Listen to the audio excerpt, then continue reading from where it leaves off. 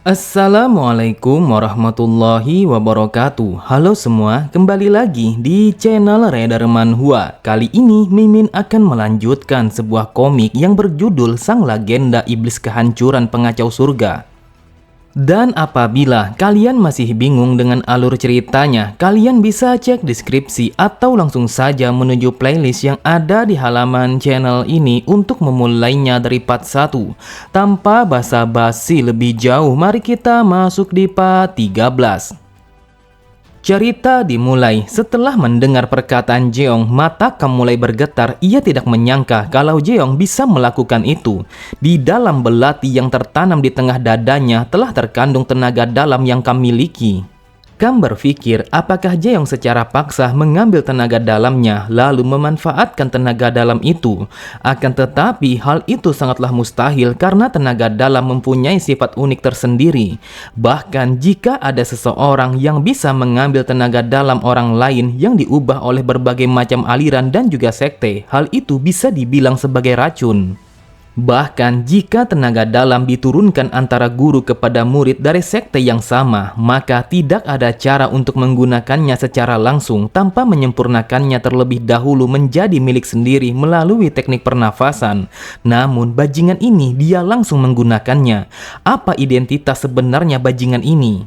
Awalnya Kam mengira kalau dia bisa mengendalikan Jeong dengan sesuka hati karena dia adalah terpidana mati dan juga bukanlah seorang seniman bela diri.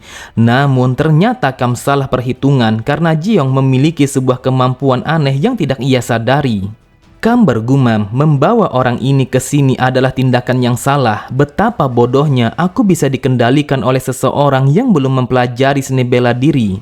Aspek yang benar-benar menakutkan dari bajingan ini mungkin adalah itu, menggunakan hal aneh untuk menarik pandangannya, lalu melemparkan belati yang dipenuhi tenaga dalam yang terserap untuk menimbulkan luka fatal kepadaku.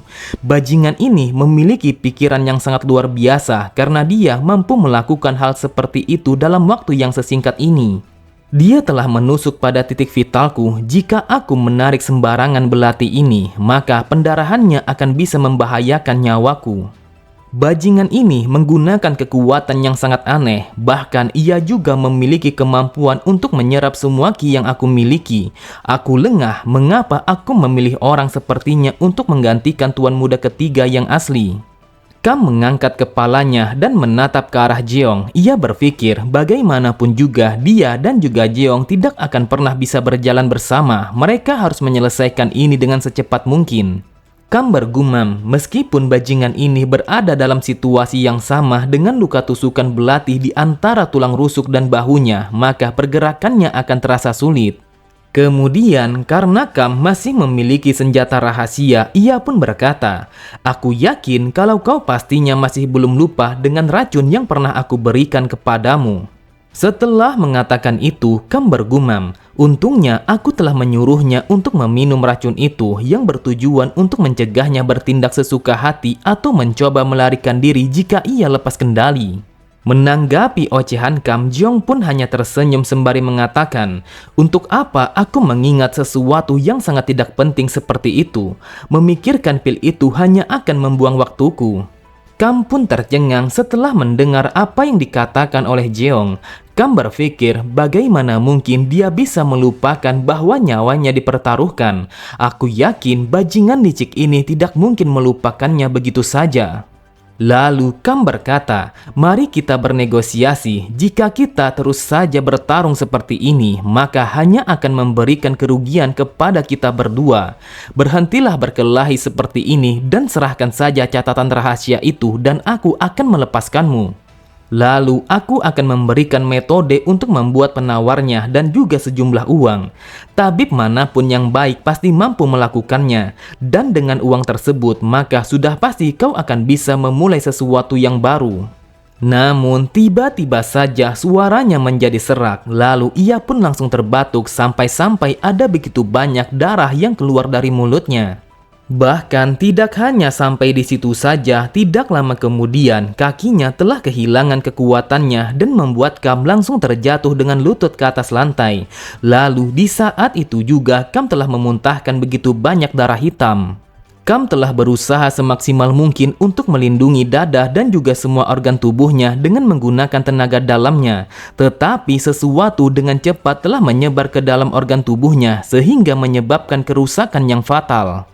Pada sisi yang lain, Jeong hanya menatapnya dengan tatapan mata yang dingin. Ia sama sekali tidak peduli dengan apa yang dialami oleh Kam di hadapannya. Sambil memperhatikan darah hitam yang berbau busuk itu pada telapak tangannya, Kam bergumam, "Apa yang telah terjadi kepadaku? Padahal sejak dari tadi aku selalu mensirkulasikan energi Kiku, tetapi entah kenapa kondisiku semakin memburuk." Matanya terbelalak ketika Kam menyadari apa yang telah terjadi kepada dirinya. Gejala yang aku rasakan tidak diragukan lagi kalau ini merupakan sebuah racun. Aku begitu heran karena yang aku lihat kalau bajingan ini tidak menggunakan sebuah racun. Lantas mengapa aku menjadi keracunan? Kam pun bertanya kepada Jeong apa yang telah ia lakukan dan mengapa tubuhnya menjadi lemah dan terasa seperti terbakar dari dalam sehingga membuatnya selalu saja memuntahkan darah hitam yang memiliki aroma yang begitu busuk. Jeong pun hanya tertawa sembari mengatakan, "Yang aku lakukan cukuplah sederhana. Saat aku menusukmu menggunakan belati itu, darahku yang masih menempel pada belati itu telah masuk ke dalam tubuhmu. Asal kau tahu, darahku itu sangatlah beracun. Tentu saja kau tidak akan mengerti karena aku sama sekali tidak pernah memberitahu kepada siapapun akan hal ini terkecuali kepada Goh-chan." Terlihat Kam sangatlah terkejut ketika Jeong yang menyebutkan satu persatu tumbuhan racun yang digunakan oleh Kam untuk membuat pil racun yang diberikan kepada Jeong. Jeong berkata, "Meskipun tidak ada yang istimewa, hanya saja aku telah memakan banyak sekali tumbuhan beracun sejak aku masih kecil. Oleh sebab itu, darahku telah memiliki sebuah sifat yang sangat beracun." Sambil berlutut dan mendekatkan wajahnya kepada Kam, Jeong kembali berkata, "Apakah sekarang kau sudah sadar dan memahami dengan situasinya? Aku sama sekali tidak membutuhkan yang namanya penawar racun." Mendengar perkataan Jeong, matanya langsung tercengang. Kam sama sekali tidak bisa mengucapkan sepatah kata pun. Ia hanya berpikir, darah yang beracun, omong kosong macam apa yang bajingan ini ucapkan? Apakah aku akan mati di tempat ini? Jeong pun berbisik kepada Kam sembari mengatakan, "Kenapa kau begitu gemetar? Apakah kau merasa kedinginan karena aku yang membuka jendela itu?" "Aku hanya membukanya karena aku mengira tubuhmu akan menjadi panas karena sensasi dari racun itu. Kau akan hidup lebih lama pada suhu yang rendah seperti ini karena hal itu akan sedikit membantu untuk menghambat penyebaran racun itu. Entah itu mereka adalah seniman bela diri ataupun master tingkat atas, akan tetapi tetap saja mereka tidak jauh berbeda dengan orang lain dalam menghadapi kesakitan dan juga kematian." Saat Kam mendengar kata-kata itu yang keluar dari mulut Jeong, Kam pun merasa merinding. Ia berpikir, bagaimana seseorang yang mengenakan kulit manusia bisa mengatakan hal yang seperti itu? Rasanya aku tidak sedang berhadapan dengan seorang manusia, melainkan dia adalah iblis. Beberapa saat yang lalu, Kam masih berpikir kalau dia lebih unggul dari Jeong yang berperan sebagai lawannya. Jadi, Kam meremehkannya tanpa keraguan sedikit pun. Namun, sekarang semuanya berbeda dari yang ia harapkan. Seketika itu juga, Kam langsung membuang harga dirinya dan memohon kepada Jeong agar dia tetap hidup. Kam memimpikan kehidupan yang stabil setelah meninggalkan dunia pembunuh yang kejam, di mana dia bisa mati kapan saja. Namun kehilangan nyawanya seperti ini membuatnya merasa sangatlah tidak adil. Kam berkata dengan nada yang lirih, "Aku mohon ampuni aku akan bersumpah setia kepadamu, aku akan menjadi anjing pelayanmu dan aku juga akan menjilat kakimu setiap hari jika kau menyuruhku. Apabila kau memintaku untuk merangkak, maka aku akan melakukannya di hadapan semua orang sesuai dengan apa yang kau pinta. Jadi aku mohon ampuni aku akan bersumpah setia kepadamu." Ketika melihat Kam yang memohon kepadanya, Jeong pun hanya tersenyum sembari mengatakan, "Inilah yang aku suka, sikapmu sangat sesuai dengan apa yang aku inginkan. Dengan sikap yang seperti ini, kita akan bisa bekerja sama dengan baik." Mendengar kata-kata yang diucapkan oleh Jeong, ekspresinya menjadi cerah karena Kam berpikir kalau hidupnya telah terselamatkan setelah ia membuang harga dirinya dengan memohon kepada Jeong. Namun, Kam langsung terdiam ketika Jeong yang sambil tersenyum tipis mengatakan bahwa ia memang suka sikap yang seperti itu apabila Kam melakukannya sejak dari awal. Tepat ketika Kam berpikir kalau Jeong akan menyelamatkan nyawanya, Jeong pun langsung menekan belati itu yang masih tertancap pada dadanya dengan begitu keras, sampai-sampai gagang belati itu telah tertanam ke dalam dadanya. Jeong berkata, kau berpihak kepada seseorang hanya menyesuaikan dengan kebutuhanmu. Persetan dengan kesetiaanmu, kau hanya mencari keuntungan untuk dirimu sendiri. Jadi, aku berpikir sepertinya akan lebih baik kalau kau mati saja sekarang juga. Aku sama sekali tidak membutuhkan seseorang yang sangat tidak berguna sepertimu berada di pihakku. Terlihat dengan mata yang merah, Kam mencoba untuk memberontak agar ia bisa melepaskan diri dari dekapan Jeong. Ia bahkan mengayunkan kedua tangan dan kakinya karena rasa sakit yang ia derita.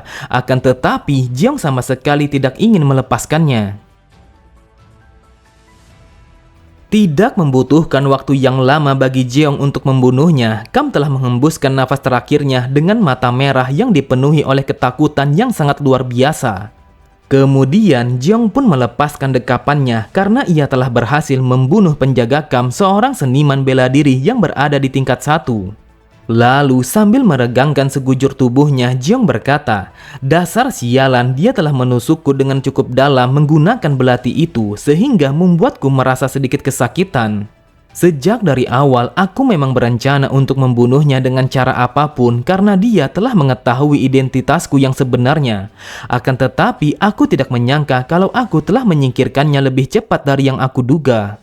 Aku berpikir tidak ada gunanya membiarkan seseorang tetap hidup yang mengetahui bahwa aku adalah putra ketiga yang palsu, karena itu suatu saat nanti hanya akan menyusahkanku. Kemudian Jeong pun menatap kepada Goh Chan dengan tatapan mata yang sangat tajam. Ia berkata, haruskah aku membunuh Goh Chan? Jika aku menyingkirkan Goh Chan, maka tidak akan ada lagi satu orang pun yang mengetahui tentang kebenaran ini. Akan tetapi, karena Kam tidak tahu kalau aku telah membakar catatan rahasia itu, maka sudah dipastikan kalau Goh Chan masih menjaga rahasia ini. Jadi dia akan berguna untuk melakukan segala sesuatu yang akan aku perintahkan. Terlihat Goh Chan langsung terbangun seketika ketika Jeong yang memintanya untuk bangun karena Jeong mengetahui bahwa Goh Chan hanya berpura-pura. Saat mendengar Goh Chan yang bertanya bagaimana bisa Jeong mengetahui kalau ia sedang berpura-pura, Jeong pun berkata, sejak dari tadi kau selalu saja bergeser sedikit demi sedikit untuk menjauhi tempat pertarungan kami. Jadi mana mungkin aku tidak menyadarinya. Sambil tersenyum Jeong berkata, kau sangat pandai menjaga rahasia meskipun kau telah disiksa oleh bajingan itu. Entah itu apakah karena kau takut kepadaku ataukah bukan, aku sama sekali tidak peduli. Namun aku sangat suka dengan sikapmu itu. Lalu Jeong meminta kepada Goh Chan untuk meninggalkan tempat itu dan juga memastikan bahwa tidak ada satu orang pun yang memasuki ruangannya karena Jeong ingin melakukan sesuatu kepada mayat Kam. Setelah kepergian Goh Chan, suasana di dalam ruangan itu terasa sunyi dan juga dingin. Yang terdengar hanyalah nafas Jeong yang berhembus secara perlahan. Kemudian Jeong pun berlutut tepat di hadapan mayat Kam. Lalu ia meletakkan telapak tangannya tepat di atas titik energi tenaga dalam penjaga Kam yang telah mati. Tenaga dalam yang tersebar dari titik energi mayat itu telah tersedot masuk ke dalam tubuh Jeong melalui ritual pengikatan. Jeong pun bergumam, aku bisa merasakan rasa hangat dari energi Ki. Akan tetapi Ki yang ini sangatlah tidak berguna karena bukan hal ini yang ingin kupastikan. Yang aku inginkan adalah energi dingin dan juga kejam ketika pertama kali yang pernah kurasakan di dalam ruangan rahasia di waktu itu. Apakah itu Ki kematian, hal yang sama kurasakan ketika aku membunuh banyak orang? Beberapa saat kemudian, ketika energi Ki yang hangat telah terhenti, pada saat itu juga energi kematian yang mengerikan dan juga tidak menyenangkan telah mengalir dari area perut mayat penjaga Kam. Merasakan energi itu, Jeong bergumam, aku bisa merasakannya. Ini adalah rasa yang sama dengan energi yang aku serap dari seorang mayat yang bernama Ilsang. Energi dingin yang tidak menyebar seperti energi telah berkumpul di dalam dantianku. Dan aku sangat suka dengan sensasi perasaan yang merinding ini, perasaan yang sama seperti ketika aku membunuh banyak orang. Haruskah aku membunuh lebih banyak orang lagi untuk bisa mendapatkan lebih banyak lagi energi dingin yang menyenangkan seperti ini? Pada sisi yang lain, Azur dan juga Demonic Monk hanya terdiam ketika melihat Jeong yang melakukan ritual pengikatan kepada mayat Kam. Sambil tersenyum, Azur berkata kepada Demonic Monk, "Hai biksu, sekarang aku mengerti mengapa kau membiarkan dirimu dikendalikan oleh orang itu. Secara naluri, aku juga merasakan bahwa bajingan itu bukanlah manusia biasa, akan tetapi dia adalah seorang monster yang sesungguhnya." Cerita berpindah pada kediaman putra kedua. Di hari itu, Yupyong baru saja menyelesaikan sarapan paginya. Lalu di sampingnya, seorang penjaga seniman bela diri kelas 1 yang bernama Jeon yang mengatakan, "Aku berbicara tentang penjaga Kam, aku rasa kalau dia sama sekali tidak berbohong." Yupyong pun berkata, "Aku tahu kalau Kam tidak berbohong, akan tetapi pastinya ada sesuatu yang tidak Kam ketahui. Bahkan jika itu adalah pilihan terakhir, apakah dia akan melakukan sesuatu yang akan menimbulkan kecurigaan hanya dalam satu hari? Tidak peduli betapa bodohnya Mok Yongwon, sudah pasti dia telah menyembunyikan setidaknya satu senjata rahasia. Mungkin kau bertanya-tanya mengapa aku mengujinya dengan memberikan waktu selama 2 jam saja. Saat kau berbuat baik kepada seseorang sejak dari awal, maka dia akan berbuat seenaknya. Jadi aku ingin menunjukkan kepadanya kalau aku adalah orang yang keras. Jika suatu hari nanti aku ingin menggunakannya, maka dia akan tetap takut dan loyal kepadaku. Apakah kau tahu aku harus sedikit kejam kepada seseorang agar mereka menghormatiku dan tidak bertindak sesuka hatinya?" Mendengar perkataan tuannya, Jeon yang bergumam, "Kam adalah orang yang tidak setia, jadi tes yang seperti itu memanglah dibutuhkan untuk menguji kesetiaannya. Memang benar kalau tuan muda kedua sangat berbakat dalam mengatur orang lain. Aku yakin kalau dia akan terpilih menjadi pewaris yang selanjutnya." Namun, tiba-tiba saja mereka dikejutkan oleh seorang penjaga tingkat 2 yang telah membuka ruangan itu dengan cara yang tergesa-gesa. Dengan nafas yang tersengal-sengal, penjaga itu berkata, "Wahai tuan muda, aku telah mendapatkan sebuah kabar kalau Kam telah mencoba untuk membunuh tuan muda ketiga di dalam aula pengobatan." Sontak, mereka berdua sangatlah terkejut setelah mendapatkan berita itu. Yupyong berkata, "Aku telah menyuruhnya untuk menemukan Ilsang. Jadi, mengapa Kam tiba-tiba saja telah mencoba untuk membunuh putra ketiga? Jika itu adalah caranya untuk membuktikan kalau dia tidak bersalah atas hilangnya Ilsang, maka apa yang ia lakukan adalah sesuatu yang bodoh. Apakah dia mencoba untuk membuktikan kesetiaannya kepadaku dengan cara yang seperti itu?" Lalu penjaga itu kembali berkata, "Wahai tuan muda, ada sesuatu yang lebih penting daripada itu. Sepertinya putra ketiga telah bersaksi kepada aula hukum pidana bahwa Anda telah menghasut penjaga Kam untuk mengkhianati putra ketiga dan juga membunuhnya." Sontak, Yupyong sangatlah marah, ekspresinya langsung berubah karena ia sama sekali tidak menerima kalau putra ketiga mengatakan hal yang seperti itu kepada aula hukum pidana. Jika hal itu telah terjadi, maka reputasinya akan hancur sebagai ahli waris yang akan menjadi kandidat sang pemimpin selanjutnya.